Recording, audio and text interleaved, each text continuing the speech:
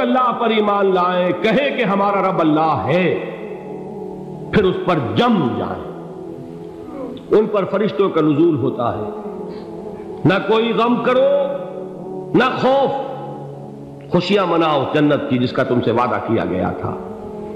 اللہ کی ربوبیت پر اطمینان جب انسان کو ہو جاتا، میرا رب اللہ ہے، ربی اللہ، انسان کے لیے نہ کوئی کھٹکا، نہ کوئی خطرہ، نہ کوئی خوف، نہ کوئی حزن۔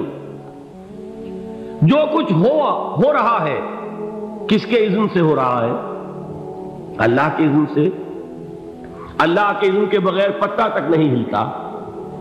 یہ کوئی اندھا بہرا مادہ نہیں ہے جس سے مجھے کوئی خوف ہو۔ اندھا بھینسا چلا رہا ہو اس سے تو ڈرنے کا ہر انسان کو ڈرنا چاہیے، نہ معلوم کس کو ٹکر مار دے، لیکن نہیں، اس کائنات کو چلانے والا ایک سمیع و بصیر خدا ہے۔ وہ جو میرا دوست ہے، میرا ولی ہے، اللہ ولی الذین آمنوا یخرجہم من الظلمات الی النور، اللہ اہل ایمان کا ولی ہے، ساتھی ہے، پشت پناہ ہے، مددگار ہے، حمایتی ہے۔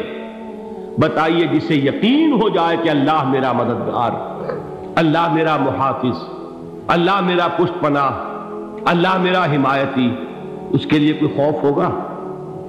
اس سے کوئی ڈر ہوگا؟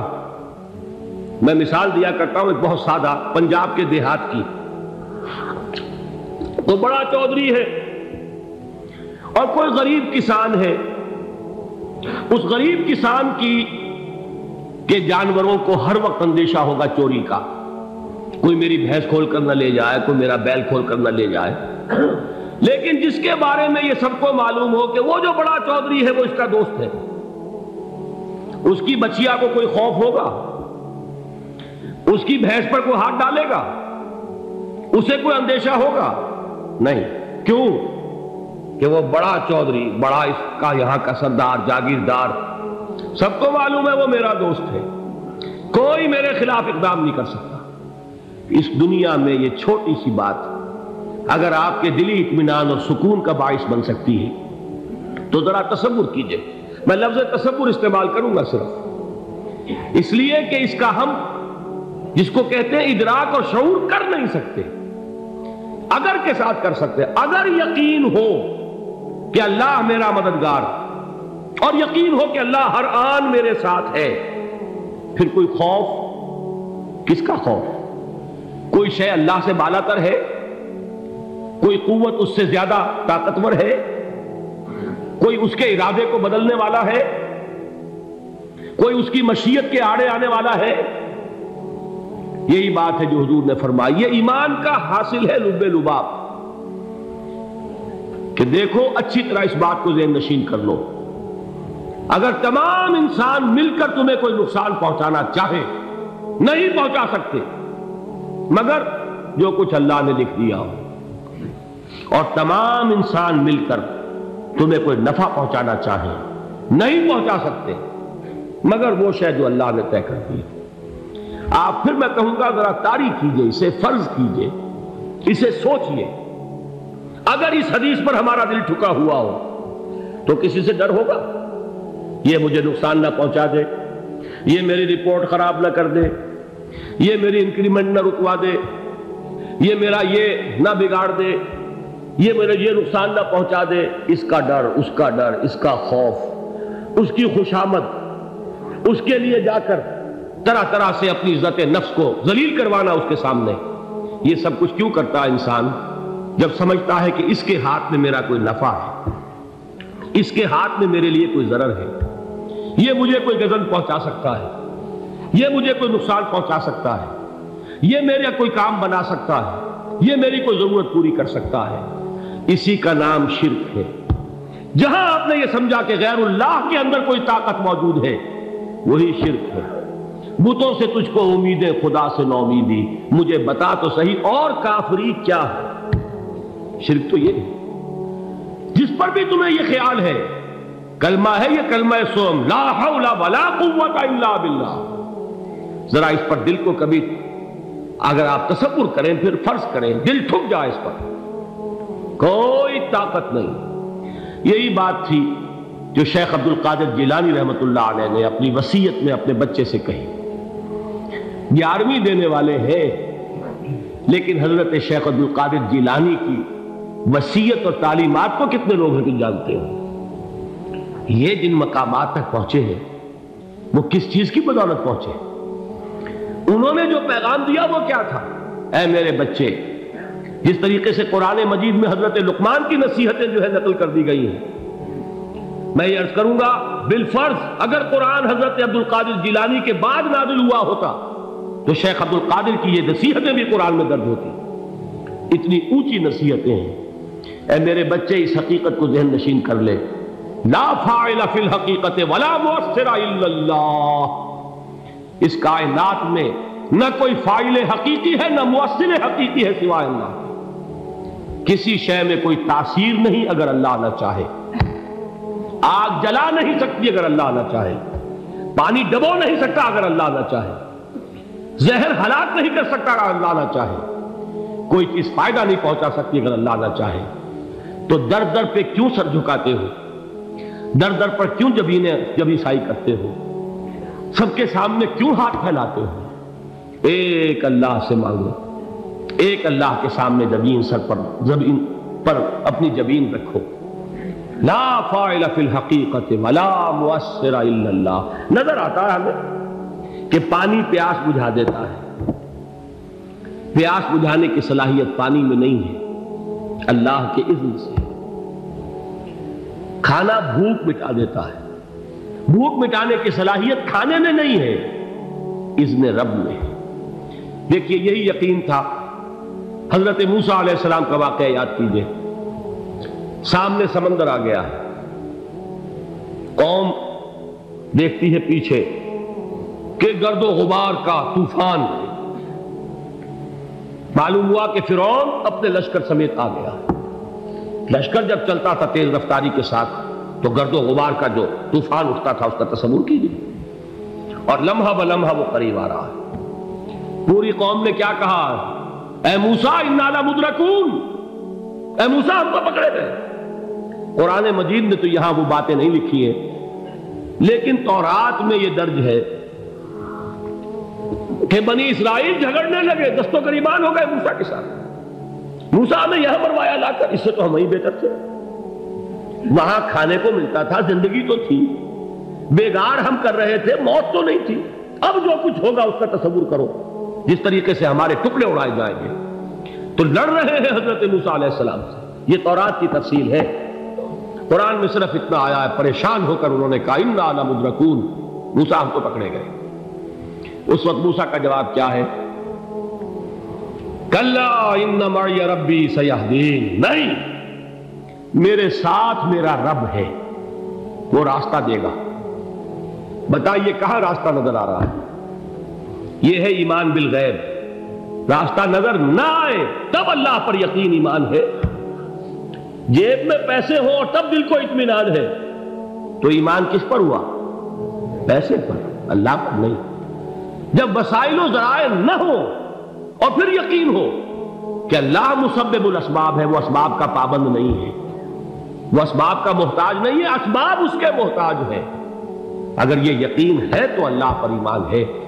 یہ نہیں ہے تو تمہارا ایمان اسباب پر ہے، وسائل پر ہے، ذرائع پر ہے، مادیات پر ہے، اللہ پر نہیں. اس وقت کہاں راستہ تھا؟ کوئی راستہ تھا؟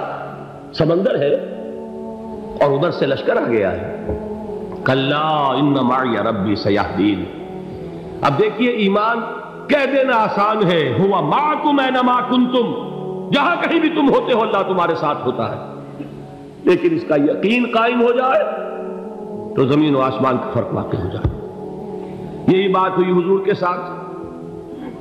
غار ہے، چھپے ہوئے ہیں محمد رسول اللہ اور آپ کے وہ یار غار ابو بکر صدیق رضی اللہ تعالی عنہ.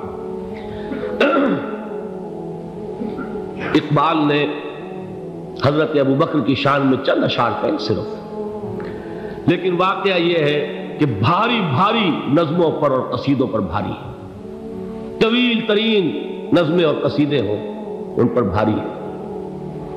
ہمتیں ابو بکر کی ہمت جو ہے کشت ملت را چو ابر، جیسے بارش سے کھیتی اپجتی ہے، ابو بکر کی ہمت اور عزیمت اس امت کو اسی طرح سینچنے والی ہے۔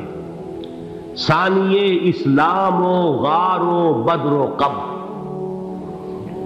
وہ دوسرے تھے اسلام میں، دوسرے پہلے کون تھے؟ انا اول المومنین، حضور فرماتے ہیں سب سے پہلا ایمان لانے والا میں، دوسرے ابو بکر۔ ویسے ہمارے ہاں یہ چلتا ہے اختلاف، حضرت علی پہلے ہیں کہ حضرت ابو بکر پہلے ہیں، لیکن اس میں بڑی خوبصورت تطبیق قائم کی ہے علماء نے، اور بہت صحیح ہے۔ چار کے بارے میں فیصلہ ہی مت کرو کہ کون پہلے، ان کی ایک عجیب تقسیم کر دی ہے۔ آزاد مردوں میں، بالغ مردوں میں سب سے پہلے ابو بکر، بچوں میں سب سے پہلے علی، خواتین میں سب سے پہلے خدیجہ، اور غلاموں میں سب سے پہلے زید بن حارثہ۔ بڑی پیاری تقسیم ہے، یہ چاروں ہی پہلے ہیں، ہر ایک کے لیے اولیت ہے۔ اور واقعہ یہ ہے کہ اگر زمانی اعتبار سے تعین ہوگا تو پہلے خدیجۃ الکبریٰ آئیں گی رضی اللہ تعالی عنہ، کسی اور سے بات کرنے کی نوبت بعد میں آ سکتی ہے، پہلے تو اہلیہ محترمہ سے بات ہوئی، آتے ہی پہلی وحی ہوئی ہے، ابھی تبلیغ کا حکم نہیں تھا، کس کو بتایا واقعہ؟ ابھی اپنی نبوت کی تبلیغ کا تو حکم ہی نہیں آیا، واقعہ کس کا ہے؟ وہ خدیجہ کا ہے۔ جب کہا ہے کہ خشیت علی نفسی، مجھے اپنی جان کا اندیشہ ہے، تو کیا جواب دیا خدیجہ نے رضی اللہ تعالی عنہا؟ وہ صدیقۃ الکبریٰ ہے، صدیقات جو ہے خواتین ان میں چوٹی پر خدیجۃ الکبریٰ ہے رضی اللہ تعالی عنہا، اور صدیق جو مرد ہیں ان میں صدیق اکبر ہے ابو بکر صدیق رضی اللہ تعالی عنہ، لیکن صدیقات میں چوٹی پر۔ جب حضور نے فرمایا خشیت علی نفسی، کیا فرمایا، کیا عرض کیا، کیسے تسلی دی؟ نہیں نہیں، اللہ آپ کو ضائع نہیں کرے گا، آپ غریبوں کے ہمدرد ہیں، آپ مساکین کے تکالیف رفع کرنے والے ہیں، آپ بیواؤں کی سرپرستی کرتے ہیں، آپ مسافروں کی خدمت کرتے ہیں، اللہ آپ کو ضائع نہیں کرے گا۔ یہ یقین ہے اس خاتون کے اندر۔ خیر وہ ایک علیحدہ بات ہو جائے گی۔ میرے دل پر حضرت خدیجہ رضی اللہ تعالی عنہ کی شخصیت کا بڑا گہرا نقش ہے، جو وہ کوئی اور ہی وقت اور موقع ہوا تو بیان ہوگا۔ بہرحال اقبال نے ایک مصرے میں جو چار اولیتیں جمع کر دی ہیں، ہمت او کشت امت را چو ابر، ثانی اسلام و غار و بدر و قبر۔ اسلام میں حضور کے بعد پہلے کون؟ ابو بکر۔ غار میں حضور کے ساتھ کون؟ ابو بکر۔ بدر کی رات اللہ کا رسول سر بسجود، وہ جھاڑ، وہ گھاس پھوس کی جو جھوپڑی بنائی گئی تھی، اور وہاں تلوار ننگی لے کر پہرا دینے والا کون؟ ابو بکر۔ اور اس حجرہ عائشہ میں محمد کے بعد سب سے پہلے دفن ہونے والا کون؟ ابو بکر رضی اللہ تعالی عنہ صلی اللہ علیہ وسلم۔ وہ جو معاملہ میں سنا رہا تھا غار ثور کا، حضرت ابو بکر بھی حضور کے خیال سے لرز گئے ہیں۔ آپ کو یاد ہوگا کہ جا کر پہلے تمام جتنے سوراخ تھے انہیں بند کیا، ایک سوراخ رہ گیا تھا جس کو بند کرنے کے لیے کوئی کپڑا نہیں تھا، وہاں اپنی ایڑی رکھی ہے، تب کہا ہے حضور سے تشریف لائیے، اور اپنے زانو پر حضور کو لٹایا ہے، اور وہاں کسی موذی جانور نے کاٹا ہے، حضور کی آنکھ لگ گئی تھی، اس وقت اس بل کے اندر جو بھی بچھو ہے کیا ہے واللہ عالم، اس نے کاٹا ہے، اس کی تکلیف کی وجہ سے ابو بکر کی آنکھوں سے آنسو ٹپک گئے، حضور کے چہرے مبارک پر پڑے ہیں، تو حضور جاگے ہیں، معاملہ کیا ہے؟ ایڑی نہیں ہٹائی وہاں سے، مبادا وہ جانور وہاں سے نکل کر محمد الرسول اللہ کو کوئی گدن پہنچا دے، ابو بکر کی ایڑی ہے، جس طرح چاہے کھا لے، ختم کر دے، جان نکل جائے تب کوئی آنچ آئے، محمد پر تو آئے، لیکن جیتے جی نہیں۔ وہ ہے ابو بکر حضور کے خیال سے۔ اس وقت حضور نے پھر اپنا لعاب دہن لگایا ہے، اور اس سے پھر آپ کی تکلیف ختم ہوئی۔ جیسے خیبر میں حضرت علی کی آنکھ دکھ رہی تھی، اس کو جو شفا حاصل ہوئی ہے وہ بھی حضور کے لعاب دہن سے ہوئی۔ تو بہرحال اس وقت انہوں نے کہا ہے کہ اے نبی یا رسول اللہ، اگر اس وقت ان میں سے کسی نے غیر ارادی طور پر بھی اپنے قدموں کی طرف جھانک لیا تو پکڑے جائیں گے۔ کیا جواب تھا اللہ کے رسول کا؟ لا تحزن ان اللہ معنا، اللہ ہمارے ساتھ ہے، کیوں گھبراتے ہو ابو بکر؟ یہ ہے ایمان باللہ، میرا مالک اللہ، میرا رازق اللہ، میرا محافظ اللہ، میرا مددگار اللہ، میرا پشت پناہ اللہ، میرا دوست اللہ۔ یہ دوستی ہے اللہ کی جو لب لباب ہے، حاصل ہے ایمان کا، اسی کا نام ولایت ہے۔ اولیاء اللہ کے سروں پر سینگ نہیں ہوتے، جس کے دل میں ایمان راسخ ہو چکا ہو وہی اللہ کا ولی ہے، جسے اللہ پر یقین ہو چکا ہے وہی اللہ کا ولی ہے، جسے یقین ہے اللہ میرے ساتھ ہے، میرا مددگار، میرا پشت پناہ، میرا ساتھی، میرا دوست، میرا محبوب، میرا محب۔ اللہ اہل ایمان سے محبت کرتا ہے۔ واللہ یحب الصادقین، ان اللہ یحب الذین یقاتلون فی سبیلہ صفا کانہم بنیان مرصوص۔ اللہ محبت کرنے والا، اہل ایمان محبوب، اور اہل ایمان محبت کرنے والے اللہ محبوب۔ والذین آمنوا اشد حبا للہ۔ آپ تصور کیجئے جسے یہ رشتہ ایمان یا رشتہ ولایت حاصل ہو جائے، الا ان اولیاء اللہ لا خوف علیہم ولا هم یحزنون، آگاہ ہو جاؤ، اللہ کے دوستوں کے لیے نہ کوئی خوف ہے نہ کوئی حزن ہے۔